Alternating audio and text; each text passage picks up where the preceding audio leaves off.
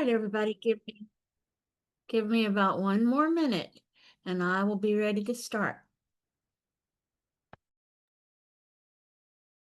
Okay, as y'all can hear, we are recording this. If you are here and you haven't been to any of the other parts of this IEP series, navigating the IEP series, you can go to our YouTube channel and see the other two parts if you need to.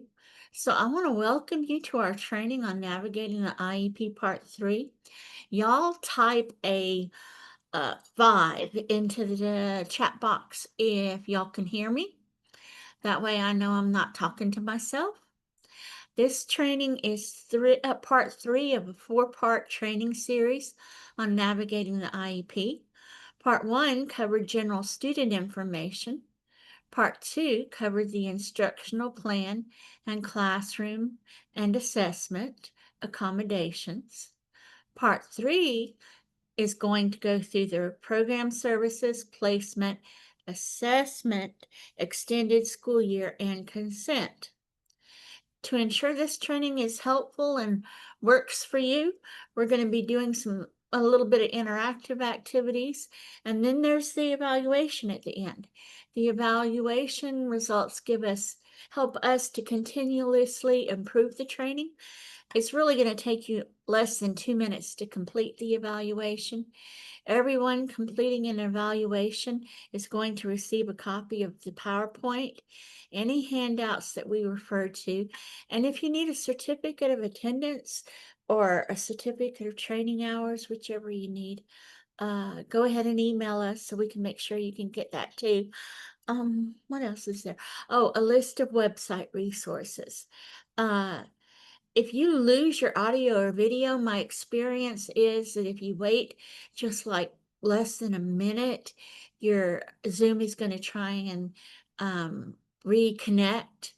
But if that doesn't work, you can go to the email that you got from us and use the link again to get back in, or you can use one of the phone numbers that's in that email to call in. We want y'all to submit questions in the chat box. We'll also have a question and an answer time at the end of the training. So is there anything in the chat box I need to know about? Wallace? I put a link to the blank copy of the IEP if you need to refer to it during this webinar. On the screen, it'll get kind of small to see. So we're hoping that that'll make it easier. But we'll also mail a copy with the follow-up email at the end of our webinar later today. Well, and hopefully if you registered earlier, like before, like an hour or two before this webinar, you have a blank copy in your email. So hopefully one of those ways is going to work for you. So I'm Melinda Elliott. I don't know why my name is the only thing on here, because as you can tell, Wallace is the person that makes sure that this whole presentation Zoom thing works and works well. He's actually going to be doing the navigating the IEP part 4. He's going to be doing the talking part. So, Wallace should get billing as well, but we're your presenters for this training. Families Helping Families of Southwest Louisiana is one of 10 nonprofit family resource centers in the Families Helping Families network of centers. We're here to provide support to parents of children, youth, and adults with disabilities or special health care needs. We do this through individual assistance, information sharing, outreach, and trainings like this. This particular training was created with funding from the United States Department of Education to the Louisiana Parent Training and Information Center, which is a program of Families Helping Families of Greater New Orleans. They did it in collaboration with the Louisiana Department of Education to be used by the statewide network of Families Helping Family Centers. In order to continue to receive funding to provide these free trainings, we need you to do the evaluation at the end. It helps us improve trainings, demonstrates the need for continued funding to provide these trainings free of charge. I'm going to talk to you about the evaluations again at the end. I'm sorry. It's going to take you less than 2 minutes to complete it. You'll get a copy of this PowerPoint, all the handouts. And like I said, hit me or Wallace up if you need that certificate of attendance. I already told you the stuff about getting back in if you need to. Uh, we provide webinars and in-person trainings on special education and disability related topics. You can check out our website, FHFSWLA.org, or our Facebook page for our events. Check it regularly and register for any upcoming training that might be of interest to you. You can request specific trainings on that evaluation I keep telling you about. There's blank spaces for you to write stuff in. So if you know of a topic that you're interested in that we don't have a training, tell us about it. If you know of a training that we have done before that you'd like to see again, tell us about it. Put it on that form so we can keep track of it. If you're interested in it, other people are too. One of the other things that I do at Families Helping Families is I am the LACAN Region 5 team leader. LACAN stands for Louisiana Council's Advocacy Network. We're the advocacy arm of the Louisiana Developmental Disabilities Council. And my main job is to link people with disabilities, family members of people with disabilities, professionals that are interested in disability issues with their lawmaker. The lawmakers get tired of seeing me. I've done this for, I think I was figuring 33 years this morning. So they know me. They're tired of talking to me. They want to talk to their constituents. Talking to their constituents about things going on in their lives gives our legislators good stories to be able to help advocate for the things that we need.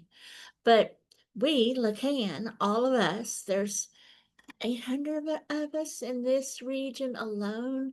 And I think the last time I asked, there were like 4,000 people across the state, because there's one of me in every LDH region of the state. You're only going to see 9 pictures on there, but that's because region 1 is covered by the same person. But there's one of somebody like me in all of the LDH regions. But we want to advocate for policies and systems that support inclusion everywhere people learn, work, live, and play. We do it with developmental disability services. We do it with special education services. I'm sure Wallace has already dropped the link in the chat to join. It is free to join. When you join, what are you signing up for? You're signing up to get emails. You're going to get action alerts and info alerts. You're going to learn more about the developmental disability service system and special education services than you thought you would ever know. Not only do even our action alerts tell you stuff in plain language, but then you get links to backstories or back information, I guess. Now, of course, as a team leader for this region, if you're in my region and you sign up, I will call people at times and say, did you send the email or make the call that we talked about in the action alert? Because we keep track of numbers, demographics, I'm also always looking for people that are interested in telling their story. We have lots of opportunity for people to tell their story. Those individual visits that I talked about. In February, we will be doing our yearly legislative roundtable. We got a great group of legislators. Senator Stein usually co-hosts with us. Senator Abraham usually attends, and then several of our representatives in this area have attended at one time or another. What else do we do? Well, people go to Baton Rouge. We have new light yellow and teal green t-shirts that we go to committee meetings, or sometimes we're out on like the House floor or the Senate floor while they're voting on a particular issue. But at committee meetings, sometimes people get to tell their stories. We try not to overwhelm them with too many stories. What else is there good that I can tell you? Oh, the DD Council has decided on their legislative agenda. The first item, these are in no particular order. The first item is provider rate increase and DSW wage increase. So that's one thing. They're kind of dependent on each other. The second thing is making a functional behavior assessment a standard part of the process when children are having behavior problems, and make it happen much earlier in the process. It tends to happen now when they're ready to, when they've already suspended a student several times and or are ready to expel them.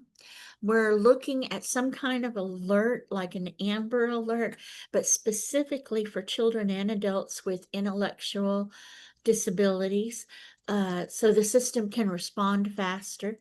If you can find people with intellectual disabilities, you know, I'm repeating things people told me, but if you can kick the system in and find them in the first 24 hours, 48 hours, it has a much better outcome.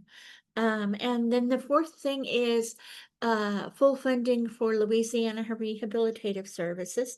So if they can draw down the full federal match. Although we did get some funding last year, we didn't get the full amount of funding. We're working on that again this year.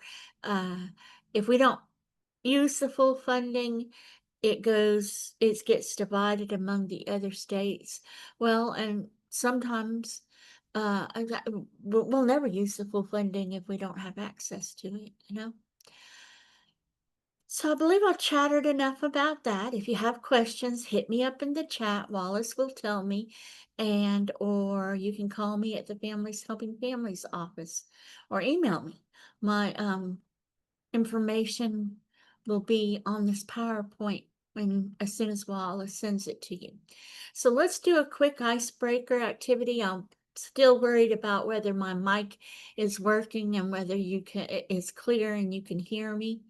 So we're going to have an icebreaker question. The question is, what would your superpower be and why? So I'm going to give an example. I think years ago, my superpower probably would have been something different. But at this point, I want to be able to move things around. I want to be able to levitate things and move things around. So when I drop things or when I need to fetch something, I can just make it come to me. Is that crazy? Anyhow, so you type in the chat. What do you want your superpower to be and why?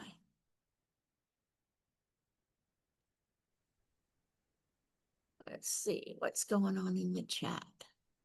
Wallace, you're going on in the chat. You're wonderful. Yeah. If you ask me my superpower, I guess I'd love to fly. So I wouldn't have to worry about a car. Right? Because a car is like having another kid, right? You got to tend to it and yeah, all that stuff. So, Yeah. And then flying, I wouldn't have to worry so much about walking either. I'd just fly yeah, away. I wouldn't have to use my wheelchair. Oh, yeah. Flying isn't a bad idea. But I Yeah, like your levitating thing. Make it come to me. right. Make stuff come to me. The piece of paper that is on the other table, any of it. Yeah. Yeah, but I'm not seeing any responses in the chat, but I know there's Okay. people there. Okay. Well, that's okay if they're not ready to talk. That's fine.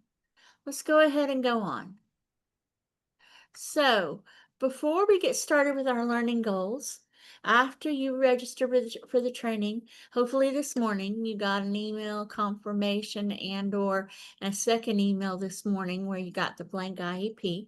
If not, click that link in the chat that Wallace puts in there so you have a blank IEP, because it's small on the screen. So, learning objectives. I hope to increase your knowledge of frequently used acronyms in this section of the IEP. I hope to increase your knowledge of different state assessments for children with disabilities. I hope to increase your knowledge of special transportation for students with disabilities. I get calls about that every year. I hope to increase your knowledge about least restrictive environment. I hope to increase your knowledge about how to qualify for extended school year services. I want to increase your knowledge about how placement is decided, and how a school site determination is decided. We are going to talk about the implications of the alternate assessments, and what happens when a student reaches the age of majority, and then consenting to services. Throughout the presentation, I'm going to be using acronyms. I try to always give the full meaning and state it's also known by, and then give the acronym. I might go back and forth. Sometimes I just forget, but I'm going to give you this little list of acronyms on the front end. Some of the frequently used acronyms that I'm going to use are IDEA, the Individuals with Disabilities Education Act; IEP, the Individualized Education Plan; FAPE, Free Appropriate Public Education; ODR means the officially designated representative, and then that ESY is that extended school year. The Louisiana Educational Assessment Program is referred to as LEAP, and the Least Restrictive Environment is LRE. Then Bulletins 1530 is Bulletin 1530 is the IEP handbook, and Bulletin 119 gives you information about the IEP. Student transportation procedures are going to be mentioned. Yeah, and we're going to have links to all of this in your resources. The Individuals with Disabilities Education Act, or IDEA, we have the section and all of those things, if you need them, that we can send you to them. Just make a note and let me know if you need it. But it states that the purpose of this act is to ensure all children with disabilities have available to them a free, appropriate public education that emphasizes special education and related services designed to meet their unique needs and prepare them for further education, employment, and independent living. B, to ensure the rights of children with disabilities and their parents are protected. C, to assist states, localities, education service agencies, and federal agencies to provide for the education of all children with disabilities; and D, to assess and ensure the effectiveness and efforts to educate children with disabilities. In the law, Congress states disability is a natural part of the human experience and in no way diminishes the rights of individuals to participate in or contribute to a society.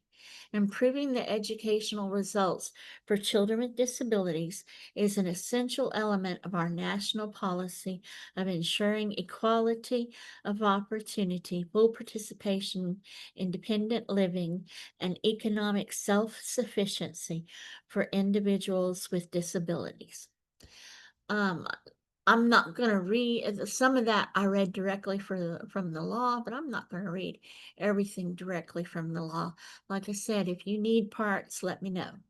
The Individuals with Disabilities Education Act clearly shows an expectation for all children with disabilities to receive an education in the least restrictive environment with non-disabled peers that result in positive post-school outcomes. Nowhere in the law does it state this only applies to some students or students with milder disabilities. There's a broad recognition that IDEA did not assume full-time placement in general education to be appropriate for everyone. IDEA provides a continuum of placements ranked by restrictiveness. Yet, it's so strong in the legislative preference for placement in general education class and access to the general education curriculum that IDEA obligates IEP teams to provide a written on the IEP explanation and the student's IEP of the extent of any to which the child will not participate with non-disabled children in regular classes. In this, part 3 of navigating the IEP process, we're going to dive in to how to know if a student is receiving what Congress intended for them to receive. We'll go over assessments and implications of certain ones, what class a child takes in regular education, and other activities with non-disabled peers, and where you write a statement of the extent of non-participation. We'll go over the service delivery section, placement, and site determination. If you're familiar with the IEP process and miss parts 1 and 2, you're still going to probably be okay to follow along. If you're brand new to the process, remember, we have it on YouTube, part 1 and part 2. You can go back and catch it. I highly recommend you go back and catch it. And eventually we're going to have this 4-part series again. So you'll be able to catch it, well, live again. So let's kind of recap what we covered in parts 1 and 2. The 4-part series of navigating the IEP is broken down into these main groups, and it's in no particular order: transition services, general student information, instruction plan accommodations, programs and services, and placement and consent. In part 3, we're going to cover the program and services and placement and consent. Before we go along, let's go over those specifics in 1 and 2. In part 1, we went through the different IEP participants, who needed a communication plan, the general student information, which includes the student's strengths and weaknesses, the parental concerns, evaluation results, academic, developmental, and functional needs, and the consideration of special factors like behavior or English language learner or Braille or assistive technology and health needs.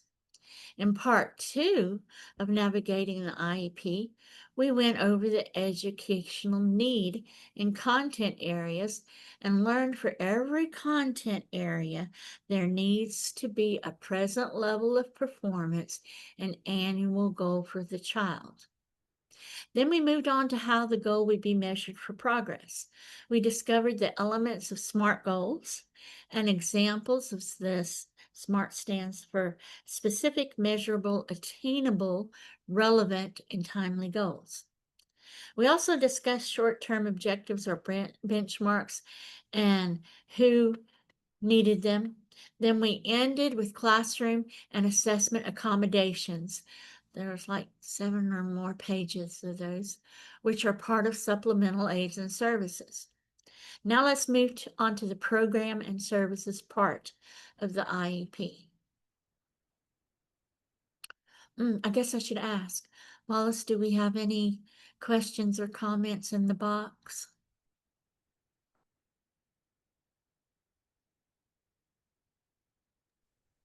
I don't see any yet, but Okay. oh, I do. I'm sorry. It's okay. I spoke too soon. Let me scroll up and make sure I'm not missing any and get it to go up. Okay. I can barely hear you, Wallace. Okay.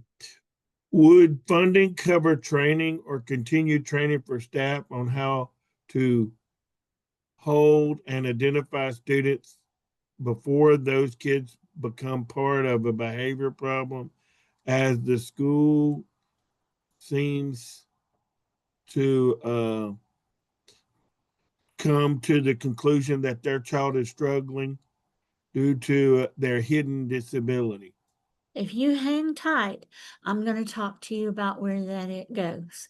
But yes, it can. But you hang tight, I'm getting there, okay? Don't stop posting questions, but I'm getting there. And then Okay. another one, how Yeah. to help identify a student not held, then they say sorry. And school outcomes to conclusion, it's due to their behavior rather than being a hidden disability. And then it Ooh, says, can you share I the might need to YouTube see that channel? one. So yes, we Hang can on, I share the might need to YouTube see that. channel. Yeah, yeah, I'll post that in the follow-up email. Would that funding cover training? How to help and identify students not held? How to help and identify students and school comes to conclusion it's due to their behavior and it being hidden disabilities. Okay, Wallace, they want the YouTube channel. Yeah, I'll provide So that in the I follow-up. don't know that that's exactly what I'm going to cover today, Amanda. Um, we have some behavior webinars that might be able to help with that. My gut response right now is that if there that you need more documentation from the medical community and to bring to the school system when you think that there are hidden disabilities that the school system isn't taking into account. So lots of times people wait till the MDR and then they want to say that something about a hidden disability when that should have been something that everybody was checking out long before that point. And yes, the school system should evaluate, but lots of times I find that that evaluation is that a benefit of a medical diagnosis is being able to come back and ask about a reevaluation. Okay, so another one of those things, Amanda, is that if you turned in something 3 years ago, just go ahead and figure it's gone. You need to turn it in again. And you need to turn in current information. So the school system is required to do an evaluation every 3 years. And so you need current information to turn it in. Okay, so this is kind of getting personal. We need to talk. You need to call me because we are being recorded. And I hate for people's personal information to be on a recording. But when you get to the point that there are steps when you get to the point where you think critical information is being ignored or being looked over. So I don't want to shut you down, Amanda, but yeah. So funding can help cover training for specific people in the school system. So I've seen people ask for on part of the IEP that we're going to get to for training for specific people that need certain types of training. Because it's individualized, I haven't seen this an IEP used for school training. But yes, ma'am, call me. Cool. Okay, let's go on. Let me figure out where I'm at. Okay, The page you see on my screen is called the Program and Services page, and it includes many different parts. We'll start with the Louisiana Educational Assessment Program, LEAP, with 2025, which is the annual testing or assessments that all public schools participate in every spring. For students in grades 3 through 12, the IEP teams will need to make a decision on what assessment the child will take. And there's some very specific guidelines about that. Most every student is going to be taking regular assessments. Students in 3rd through 8th grade will take the regular LEAP 2025 assessments for English Language Arts, ELA, Math, Science, and Social Studies. The LEAP assessments are aligned to the Louisiana student standards. And last I checked, you can go to the Louisiana Department of Education website and look at those Louisiana student standards. It's by subject and grade. A small number of students in grades 3 through 8 will be taking LEAP Connect. That's our state's alternate assessment. Students taking LEAP Connect are students with significant cognitive disabilities, not students with mild cognitive disabilities. The vast majority of students with mild cognitive disabilities are and should be taking the regular LEAP test. But if they're taking LEAP Connect, they're going to be assessed in English Language Arts, Math, and Science. The LEAP Connect is based on the Louisiana Connectors for English Language Arts, ELA, Math, and Science.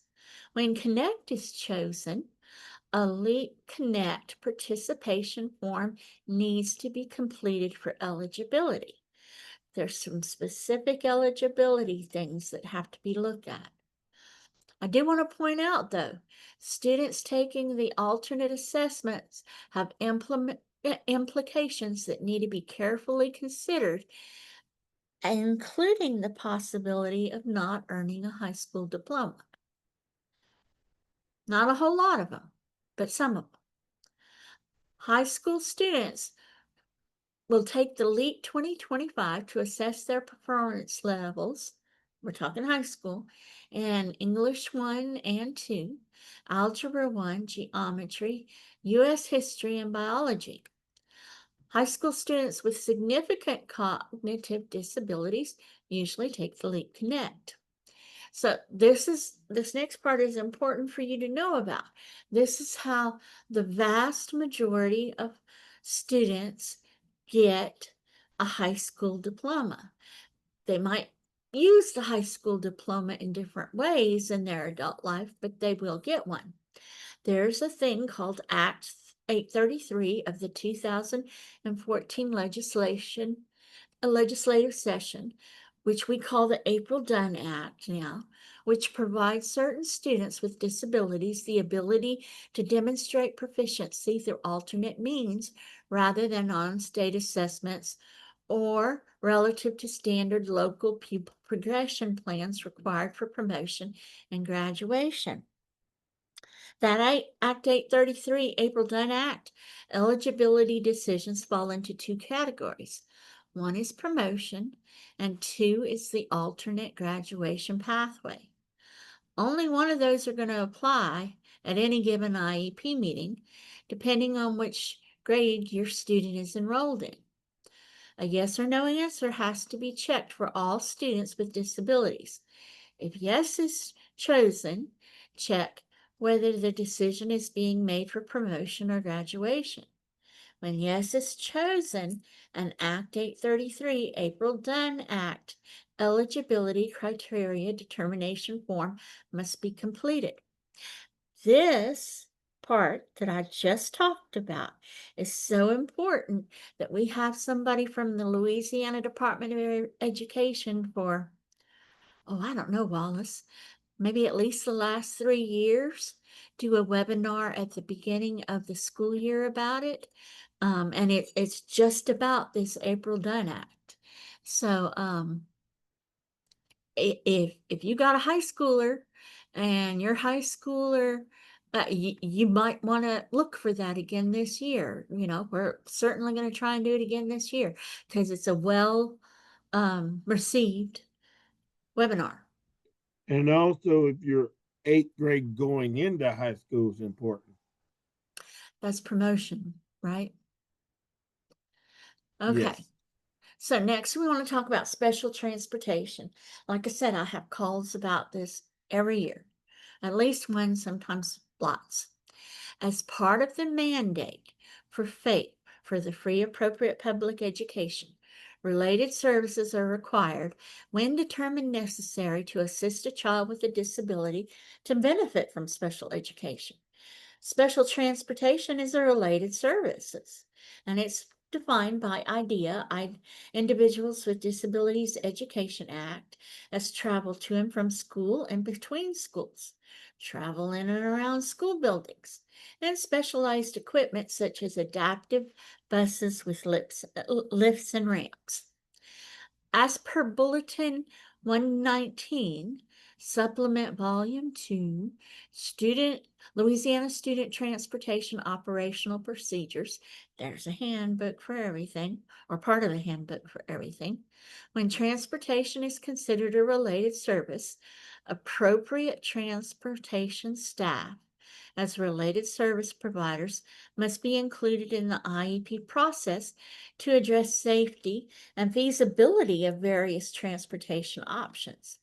Addition, that Bulletin 119 provides guidelines for training staff on how to safely transport a child with a disability. So you're going to mark no or yes. If a student needs special transportation to get to and from school. If yes is marked, a description of what is needed needs to be put in the special transportation comment box. That should include things like lift equipment for students using wheelchairs, special attendants, an extra person on the bus, safety vests, or anything else a student would need to attend school. It should also be noted that students requiring special transportation must also receive this special transportation for field trips. Typically, when I run into this, is something that has to do with behavior.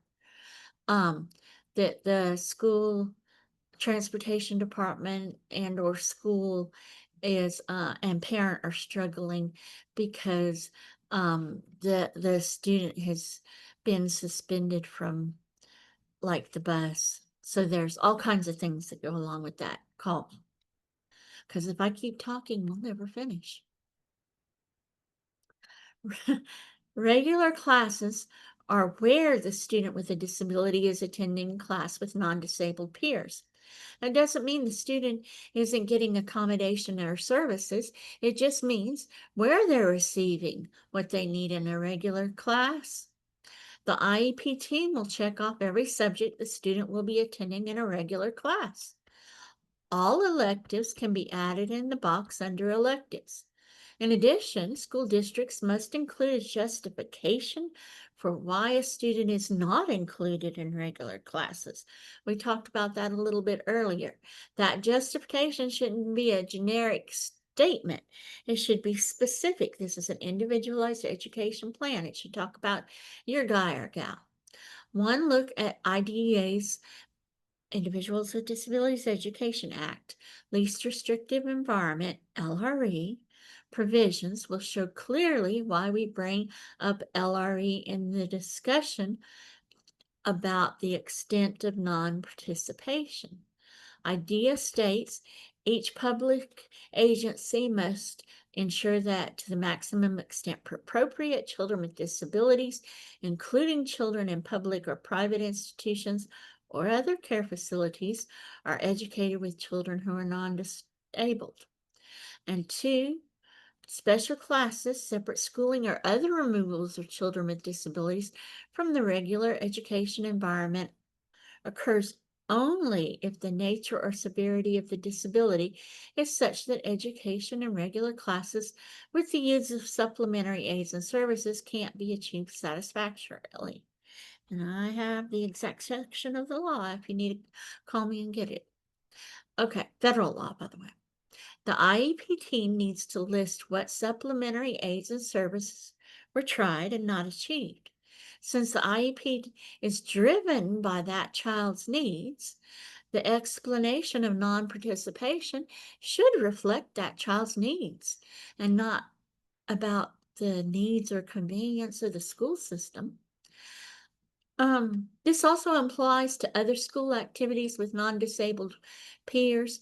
You check off what other activities the student will participate in, and specific justification needs to be provided for students that won't be participating in activities with their non-disabled peers. Extended school year. This is another one of those that has a whole webinar attached to it. We need to remember, if you can help me, Wallace, that we need to see if we can do ESY here in January, because that's when the decisions are starting to be made after the holidays, that gap where students weren't getting the instruction, and yeah, those decisions are being made. And if But anyhow, my memory serves me right, I think we're doing that December the 5th. December? Ooh, hot dog. Okay. Yeah. So, extended school year services are the provision of special education and related services to students with disabilities beyond the normal school year of the school district. It must be provided in accordance with an IEP. So there's summer IEP if it's done during the summer, and it's at no cost to the parents of the student. Extended school year services are to be an extension of the regular school year for students who've been determined to need those services to ensure the provision of FAPE-free appropriate public education. ESY, extended school year, will be determined by gathering data on each measurable goal throughout the year. When the IEP is developed annually, it's necessary to select at least one criterion in which the extended school year eligibility, ESY, may be determined. The ESY eligibility decision for each student is made between January 1st and the onset of ESY services for the current school year, unless there's sufficient data to make the decision before January. It's not like there's a mandated screening services. ESY services are available for students who meet the eligibility criteria and meet the following conditions. They have to be between the ages of 3 and 21.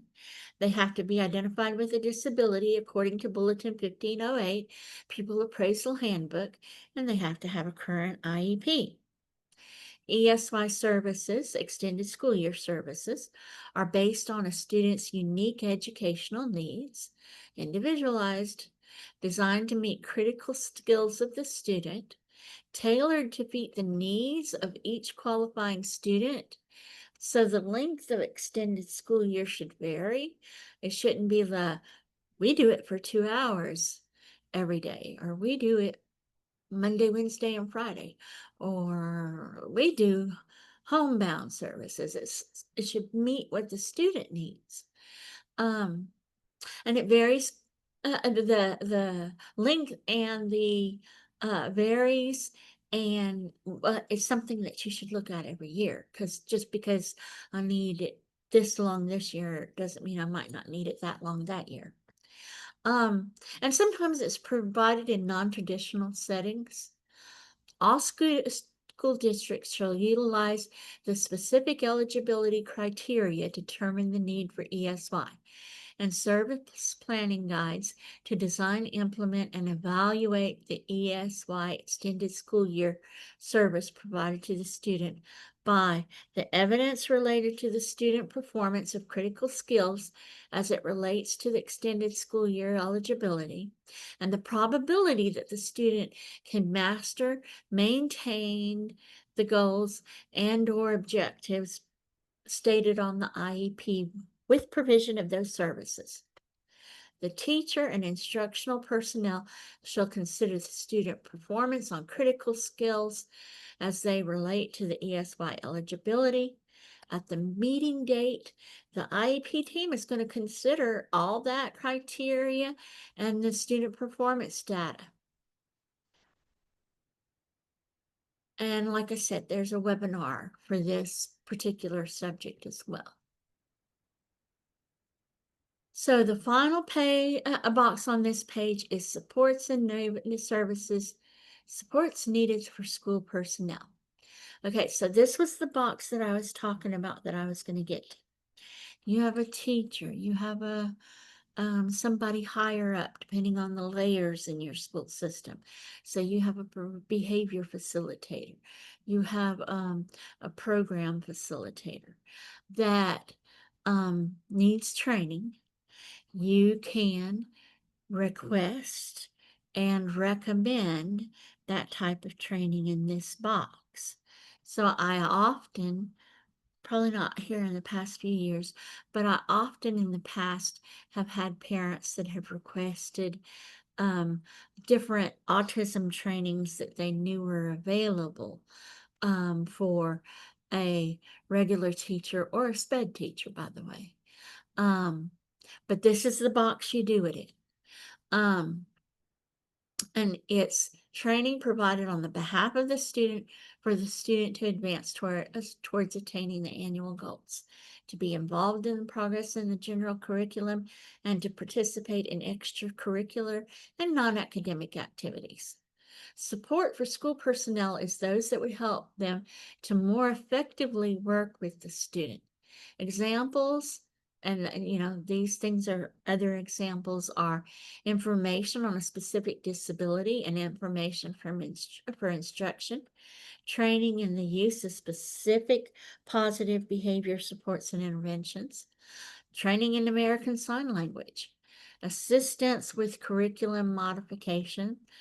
I mean, there's just a few things.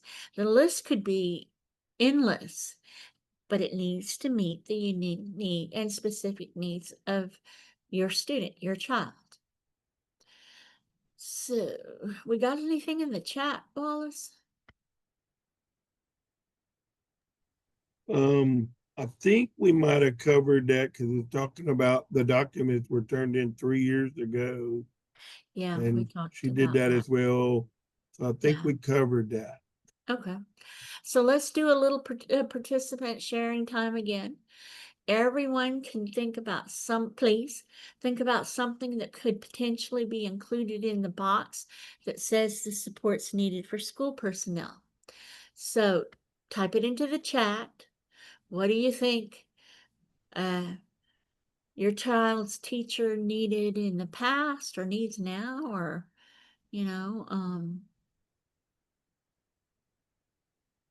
anything?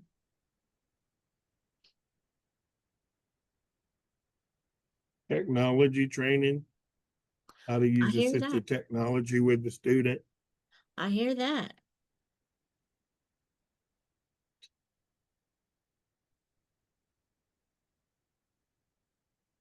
And the person said that was the information she was looking for. Thank you.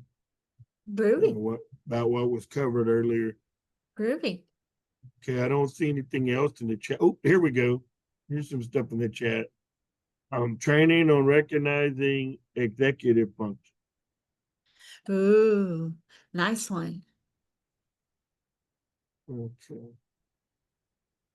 Thank y'all for your comments and suggestions. Yeah, that's great. Thank y'all. This is the way we all learn. It helps me learn, helps others learn. I like these exercises. Yep. So let's go on. The services section describes the special education and related services the student will receive.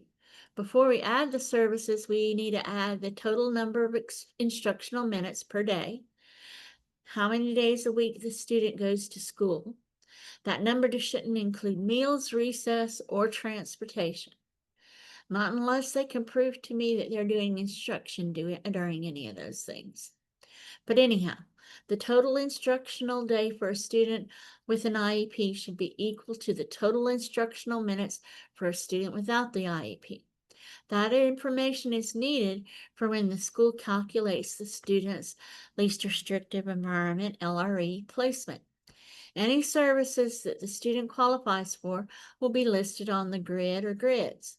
That can include specially designed instruction, speech language services, occupational therapy, physical therapy, counseling services at school, adaptive PE, audiological services, interpreting services, assistive technology, school health and nursing services, orientation and mobility services, recreation like therapeutic recreation, vocational education, psychological services, travel training, transportation, medical services for diagnostic or evaluation purposes, and then parent and counseling and training. There should be a separate line for each service provider. When special education services are provided weekly, only one time frame and one service grid need to be completed. When services are provided less than weekly, a secondary service grid must be completed.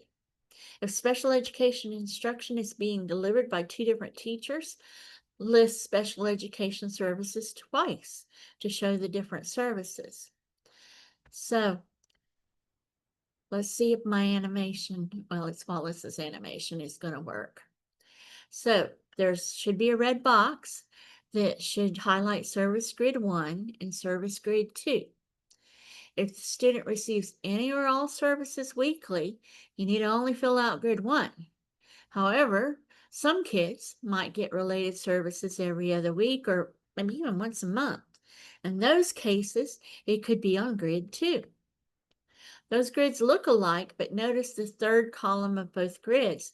The first grid's third column header says duration. The second grid's third column says frequency. Once the services are listed, the starting date needs to be added. On grid 1, you're going to add the duration. Duration for weekly services is how long those services are going to be provided. It could be a few months, an entire school year, or some subset of that. You will then mark if it's an individual, group, or both. If it's for special instruction, NA should be placed in that little spot on the grid. The decision needs to be made about where the student will receive this special instruction and related service. They can receive it in one of three places: in a regular class, in the community, or in a special class. For weekly services, include the actual minutes per day, per sessions per week of special education and related services the students will receive in each location: regular class, community, and/or special class. Grid 2 is for services that are provided less than weekly. For less than weekly, indicate the actual minutes per session, monthly or yearly, of services the student will receive in each actual location, the regular class, community, or special class. If a student's going to school less than 5 days per week, well, we need to talk. But if they're going less than 5 days per week, the number of sessions per week can't be greater than the number of days the student is attending school. So that should be as clear as mud. If you need to talk about it more, you need to call me and we can get farther into the details, right? That final part of this is going to be calculating the number from the grids and the total number of instructional minutes per day to determine the placement. The green box is around the placement determination for 3 to 5 year olds. For students between the age of 3 and 5, the placement options are going to look different. A regular early childhood program is a program that includes a majority, at least 50%, of non-disabled children. That's children without IEPs. That might be Head Start, kindergarten, preschool classes offered by pre-kindergarten to eligible pre-kindergarten population by the school system. It might be a private kindergarten or preschool. It could be a child development center or child care. That's all the places I can think of. A special education program is one that includes less than 50% of non-disabled children. So less than 50% of children not having an IEP. That might be include but not limited to regular special classes in regular school buildings, trailers, or those, what do they call them, portable buildings? Yeah, I don't remember. Child care facilities. It could be hospital facilities on an outpatient basis or other community-based settings. It could also be separate schools or residential facilities. The service provider for things like speech therapy or services like speech therapy could be private clinicians' offices located in school buildings, hospital facilities on an outpatient basis, maybe a library or a park. Let's see. Yep, talking too long. Let me go on. The IEP team may complete this section at the conclusion of the IEP meeting. Although the team must participate in placement decisions, the school district has the responsibility of determining the school site in keeping with the team's decisions. If all four noted assurances can be provided, the officially designated representative, the ODR, of the local education agency, sometimes they call that the LEA, shall note the site selected. Those four assurances are: the school is the ones the student would attend if he or she were not identified as exceptional. The school and class are chronologically age appropriate for the student. The school selected is accessible to the student for all activities, and the classroom is comparable to and integrated with regular classes. Let's talk about progress reports for a minute. They have to be sent to parents describing the progress towards the achievement of academic and functional goals on the IEP. It goes to the parents the same time as report cards come out. Nothing prevents the IEP team from deciding to send it home more frequently. I don't often see that, but make sure you get it when when the kids are getting report cards. You're supposed to. If the team determines progress reports need to be sent home more frequently, you're going to write it on there. Earlier, we discussed assessment options. We talked about the regular LEAP 2025 versus LEAP Connect, the alternate assessment for students with significant cognitive disabilities. Hopefully, you're going to have talked about this in past IEPs and before this point, but if not, they should be discussing it now. As previously talked about, the LEAP Connect assessment may mean the student will not be earning a high school diploma. Because Louisiana does have alternative pathways to a high school diploma, a student being assessed with LEAP Connect will be able to earn a high school diploma if he or she meets the requirements for the alternate pathway. Otherwise, they can get a certificate of achievement. And in all honesty, these days, I usually only come across a handful of students a year that that get a certificate of achievement, but you still need to know about it. Beginning at least 1 year before they reach the age of majority, which in Louisiana is 18 years old, the student so at 17, the student is supposed to be informed about the transfer of parental rights. That means they're the ones that sign their IEPs. Unless the family has taken legal action and a court has determined the student to be incompetent under state law. Like I said, in your evaluation, you need trainings. That's another thing that we do trainings on. Hit us up in that evaluation. Let's see, where am I? Yep, I know I've talked a lot. We're finally at the end. Let's talk a little bit about consent. Just a little bit. If this is an initial IEP, mom and or dad and or an adult student is required before special education and related services are provided, they're required to sign. It's not official without the parent's signature, or like I said, in the very, very rare case, an adult with a disability, an adult that's still in school or could still be in school. If the parent refuses, they're going to keep a draft copy of the IEP with the parent indicating refusal on file for documentation. Now, if this is a review IEP and the parent or student is an IEP participation, they don't need to sign consenting to continued services. The school systems are smarter than that, though. They usually get you to sign. The district's responsible. Well, they try to get you to sign. If you're not happy, don't sign. But the district is responsible for the provision of FAPE, the free appropriate public education. If the parent or student disagrees with special education and related services or the placement on the IEP, the parent or the student has the right to pursue a solution to their complaint through the state's written dispute resolution options. If the student is currently receiving services and the parent refuses all special education and related services, the parent must be given the revocation of consent notice letter.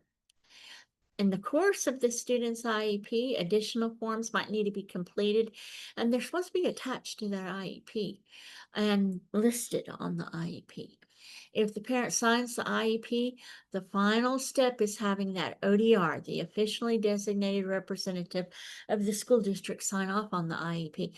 That's why I tell you in prior parts to this about the members of the IEP that you need to have the ODR, and if the ODR isn't there, maybe you need to have another meeting, or if they have to leave, maybe you need to reconvene. But anyhow, where am I? Here's a list of all kinds of resources we talked about in today's training. Wallace was kind enough to check the links, update the links. If the links don't work, let us know.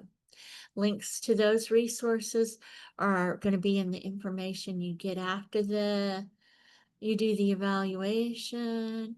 Here's more resources. More resources. These are the handouts. So we're going to send you handouts as well, resources. Wallace will probably have already dropped the link in the chat box. Please complete our evaluation. Wallace and I get brownie points. As well as it's just a huge help. You're going to receive an email with the link. So if you miss it, you're going to get an email with the link.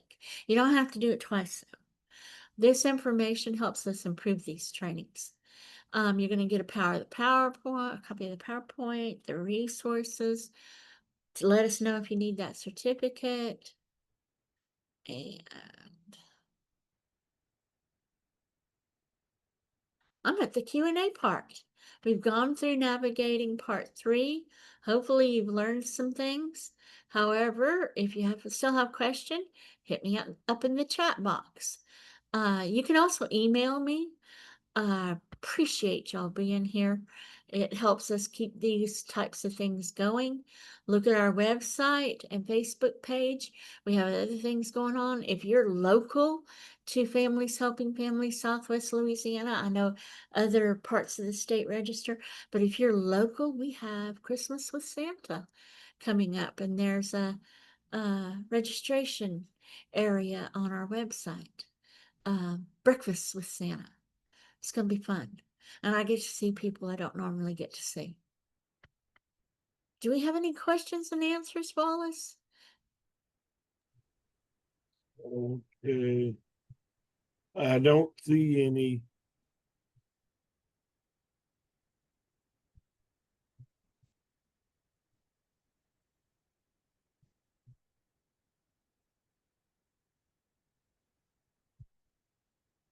Okay, well, I'm gonna mute myself and get off camera, but I'll hang out for a minute or two If you think of something, you can still pop it in there. Thank y'all for being here.